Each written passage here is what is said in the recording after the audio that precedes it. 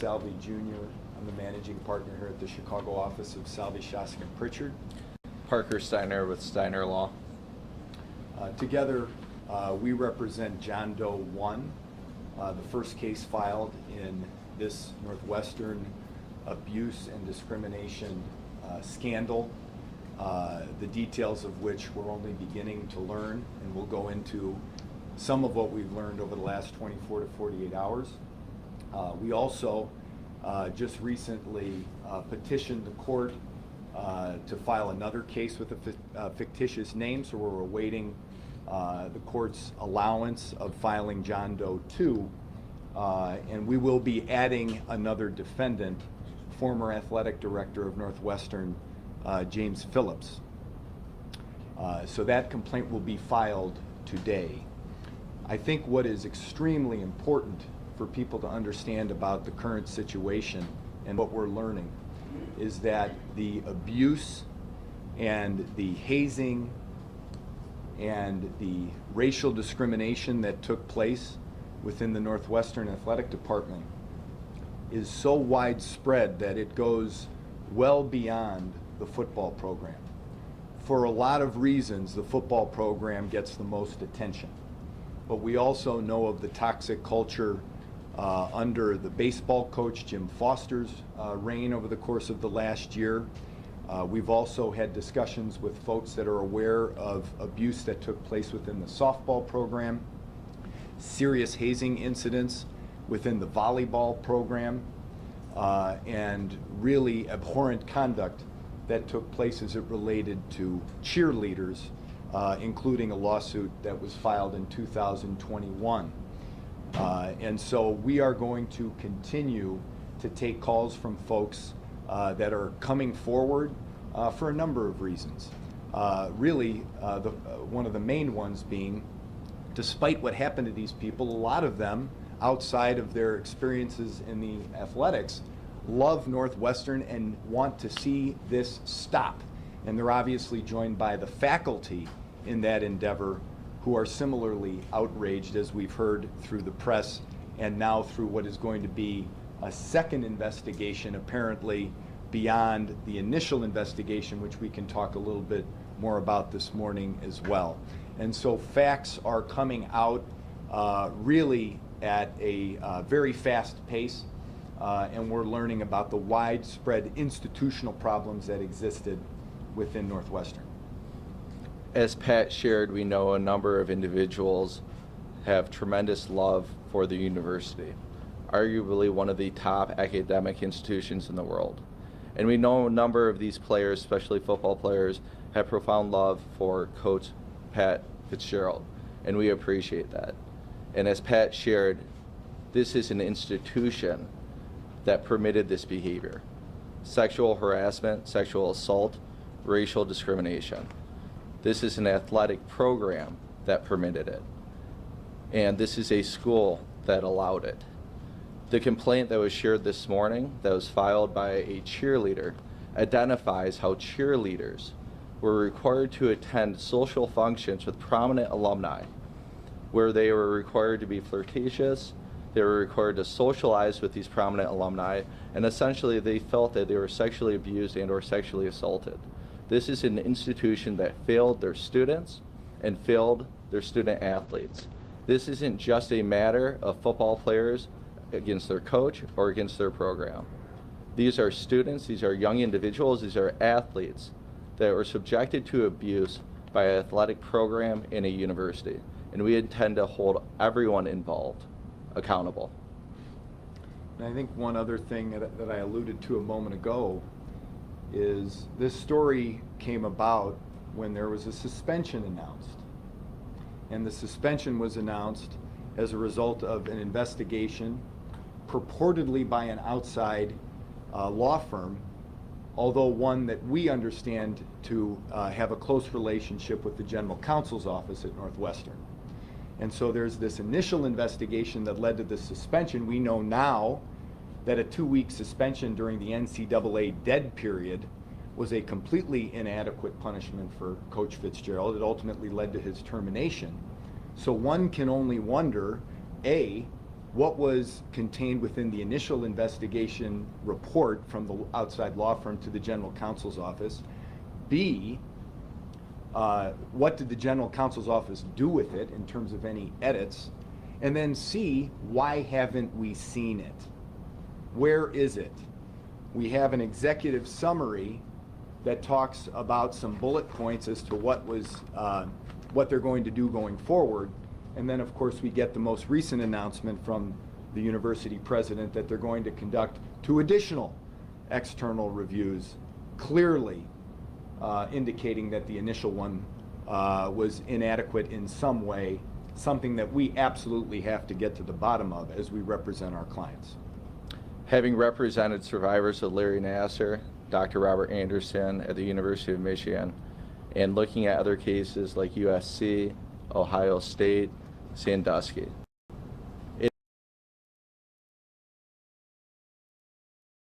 to do delay tactics or to withhold information and fail to be transparent.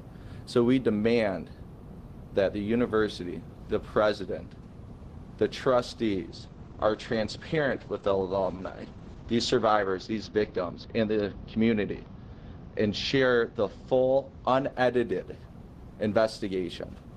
That they're transparent, that these survivors deserve that they don't put these survivors through 2-3 years of waiting for information to be released, that they provide it immediately. At the end of the day, we're talking about, in many cases, 17, 18, 19-year-olds. You can imagine student athletes who excelled in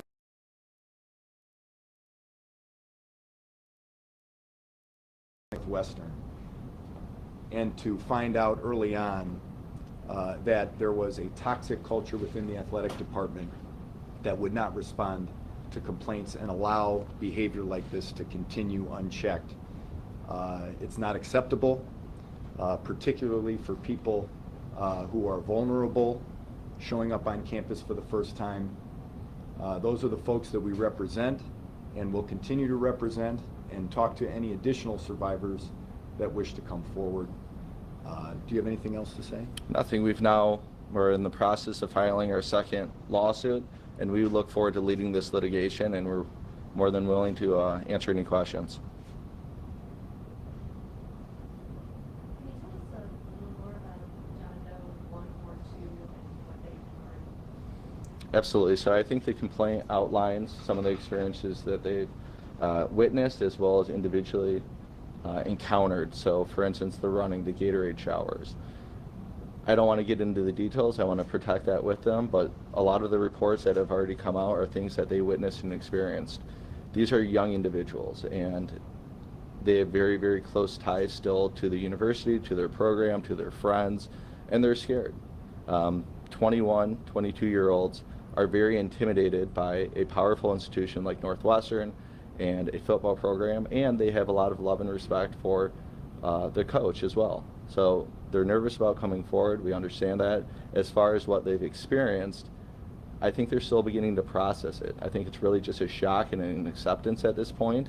For obviously a number of years while they were on the team, they lived in this fear. But they're battling right now guilt, humiliation, shame, and fear. And I think over the next years of their lives, and once they become adults, into their 30s and 40s, they'll begin to process the traumas of abuse in different ways. Just knowing that there are other victims help them have the courage to inform them. And that's why I applaud John Doe 1 for being willing to file a lawsuit, to letting other survivors of abuse know that they aren't alone, and there's individuals that will protect them and represent them and take care of them. When you guys anticipate either other coaches or individual teammates who may have been leading some of these incidents to be named? Because so far, we know about Pat Fitzgerald, but no one else, even in Northwestern's own investigation, has been identified. So as Pat shared at the start, this is a department and a school that permitted this behavior, that enabled it. The culture within the athletic department is to blame here for allowing over a decade of sexual harassment, sexual discrimination, racial discrimination, and hazing. So the defendant here is the institution, it's the athletic department. Coaches are following the culture that's established by the athletic department, athletic director, and the university. Can you describe some of the racial discrimination that took place? And also, is John Doe a racial ethnic minority? So the racial discrimination, as we understand it, primarily took place within the football program. It's something that was raised with Coach Fitzgerald over time, as well as the prior athletic department, head of the athletic department, Jim Phillips. So the details of that, I think, are going to be forthcoming rather than unveil them right now.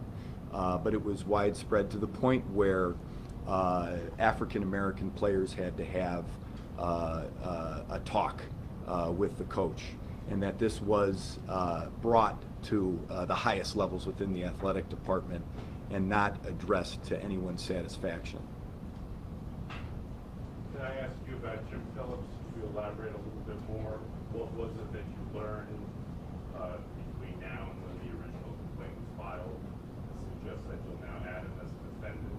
And obviously you're aware he's currently the commissioner of the ACC. Do you want to comment on whether or not you think that he will be able to properly survive in that position of authority based on what you know? I'm not going to comment on that. That's going to be for others to decide. But certainly his tenure as athletic department head overlaps with the allegations that have been made. And one thing that was certainly compelling, as we spoke to additional athletes before our filing and since our filing yesterday, we've come to understand more as it related to the cheerleading incident, which took place at some of the highest levels as it relates to alumni and high net worth donors, and that's detailed in that complaint. We also learned of an incident within the volleyball program that thus far seems to have been swept under the rug. We know from folks, discussions we've had with people that have come forward about problems within the softball program. And then, of course, there's the baseball program. The best we can tell, because we've not spoken with anybody from the baseball program, is that Coach Foster was fired for creating a toxic culture. But yet again, the details are not being released, are not being shared. That also speaks volumes. And so as we were contemplating the best path forward for everyone that we represent, it seemed appropriate to sue Jim Phillips.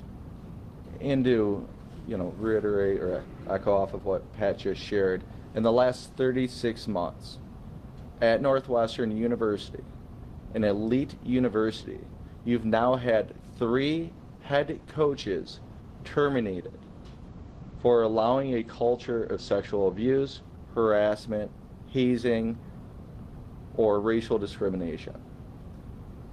That's just not the football program. That's not just the football coach. That is an athletic department that has permitted, enabled, and tolerated this type of culture affecting young individuals.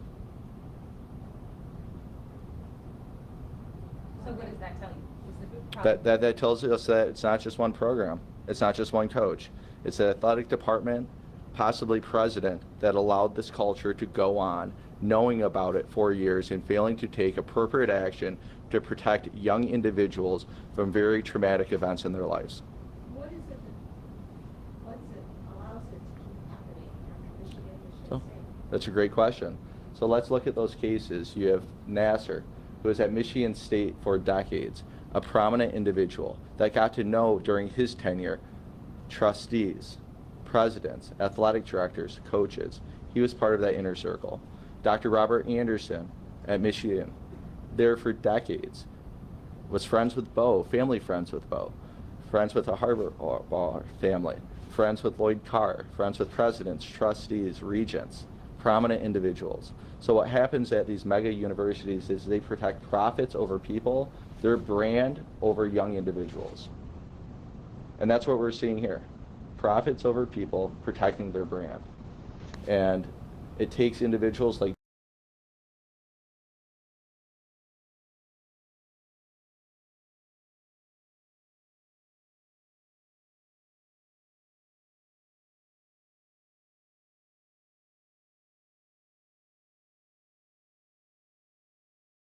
John Doe 1 to come forward and lawsuits like to hold the university accountable at the highest level.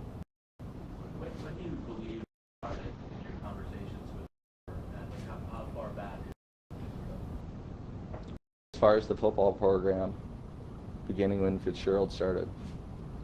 But I assume that it's been going on far longer than that. Talk a little bit about more fires to be discovered.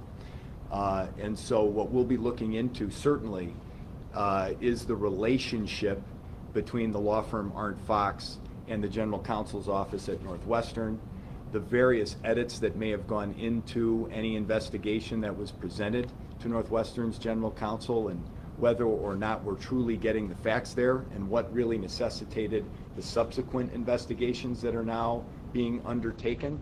And so as of right now, we don't know a ton. We're just talking to folks and trying to gather information so that we can ultimately get provable evidence that we can present in court, and that's where the discovery process comes in. But those are some of the things we're going to be looking very, very carefully at, because one way to perpetuate a toxic culture is to have this outward facade of impartiality. There was an investigation done by an outside firm, not by us, but when at the end of the day, that outside firm ends up being so closely aligned with the institution, that's when you see behavior like this that's allowed to go on for much longer than it should. This needed to be nipped in the bud if it ever even started to begin with. So right now, you don't know any more about that investigation than what the president shared with the general community? Well, what we do know is that we have an initial investigation that led to a suspension, at which point the university then reneged, and yet to this day they've not let out the details of that investigation, only the executive summary, which anybody that's read it knows that it's wholly inadequate to provide any sort of details. All we really see, which we already knew was their position, is that Northwestern said that Pat Fitzgerald didn't know about it, but he should have, essentially is what it says. But again, the devil's in the details, and that's what we need to get to. what did you think of the university releasing the executive summary of an investigation into the football team? We didn't know there was an investigation into the baseball team until after the Tribune and 678 Score reported that there was an investigation into the baseball coach. It just shows that we're just scratching the surface. And that led us, as advocates for the folks we represent and for anybody else that might wish to come forward, whether they hire our law firm or another, we're here to root this out. And by scratching the surface, we find out about volleyball, we find out about softball, and then there was the cheerleading incident that got a little bit of press back when it occurred, back in back when the complaint was filed in 2021. It did get a little bit of press, but nothing like this, because it wasn't the football program, if we're all being honest with one another. So here we are now to put a whole kind of the whole mosaic together, where it clearly indicates that there was an entire athletic department and institution that allowed this behavior. There's been a debate about, especially with coaches, should have known versus actually knew. From your interviews and conversations with your clients, do you have concrete evidence that they absolutely knew about these incidents in any of the sports? We have reports that the football program and coaches were aware of some of the hazing events, yes. Anything you can add to those? Like, are these like from your clients directly, or things that they heard from other people? From clients directly and individuals that we've spoken with. I have a couple of questions from the webinar. Can you tell us how much of the alleged culture originated from Camp Kenosha? And do you foresee any potential criminal charges against individuals? I will. As far as the culture or what took place at the camp, I think it all stems from the culture established within the athletic department by athletic directors, and probably all the way at the top with the president of the university. I think that's where the culture begins, and then it goes downriver into football program, cheerleading, baseball, volleyball, softball, and probably every single sport, because this was a culture that was tolerated and at times encouraged within the athletic department. And if I could add to that, one part of the executive summary that stood out, again, very curious as to what the details are, is that the camp in Kenosha is permanently ended. Pretty bad in terms of their own internal investigation in addition to what we know from it. As it relates to any criminal charges, that's not what we do. We're civil lawyers. That's going to be up to others to decide. I don't really have a comment on that. What I can comment on is not only do we believe that these student athletes would be entitled to compensatory damages as it relates to what they've gone through, what their individual damages are, but also punitive damages. And in Illinois, you get punitive damages in the event a defendant is found to be willful and wanton. In other words, a reckless disregard for the health of others, for the safety of others, a conscious disregard for human safety. And we believe very strongly that that evidence is going to be coming to light in this lawsuit, and that we will have an opportunity to seek punitive damages, because at the end of the day, that's how you effectuate change. If they're not going to do it because it's the right thing to do, then punitive damages, as they're designed to do under the law, serve as a deterrent for Northwestern and others. Can you speak to the current status of the cheerleader lawsuit? So the cheerleader lawsuit, even being in existence, is something that I only learned this morning, and so I don't have an update on that. Can you elaborate on details regarding softball or volleyball incidents, specifically when they occurred or under what coaching leadership? There's only so much that we can share at this time, and we're learning things every single hour and every single day. And we're getting a number of different calls in from individuals that sustain the abuse, the harassment, the hazing. Amongst the softball and volleyball programs, it's our understanding that hazing was encouraged to the extent that individuals quit teams, transferred, no longer wanted to participate in sports, and unfortunately self-harm. And as it relates to the volleyball incident, what I can say is there was a serious hazing incident that we've become aware of that appears, and again, we need to follow this investigation, to have led to the cancellation of a game. But there's more details that we need to learn before we could go any further than that at this time. You may have elaborated on this earlier. In the official complaint, you claim that Pat Fitzgerald took part in the harassment, hazing, bullying, assault, and/or abuse of athletes. Can you elaborate on that? As a head football coach, anything that happens on his team ultimately is his responsibility. And what we've seen from other situations like this with football coaches, and what we've heard from individuals that we've spoken with, the head football coach knows about everything that happens with his football program. What kids do on summer break, what they do on spring break, what happens in their dorms, but certainly what happens in their locker rooms, on the field, and at camp. There is nothing that a head football coach doesn't know about. And this wasn't just one single event. We're talking about probably hundreds, if not thousands, of events of abuse, harassment, or sexual assault during his tenure.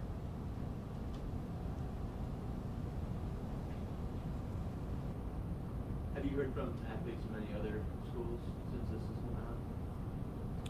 Other schools? Other universities where similar behavior may go on in the program? So having represented hundreds of survivors of sexual assault, like I've referenced with Nasser and with Anderson, I certainly get the welcoming calls from those survivors of abuse that are very proud of what Pat and I are doing, and also proud of the survivors like John Doe 1 and 2 that are willing to come forward. But as far as other events of abuse, not at this time.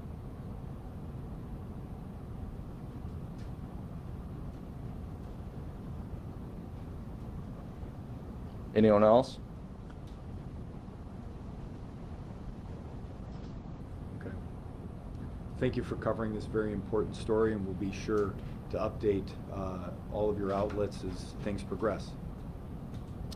Thank you.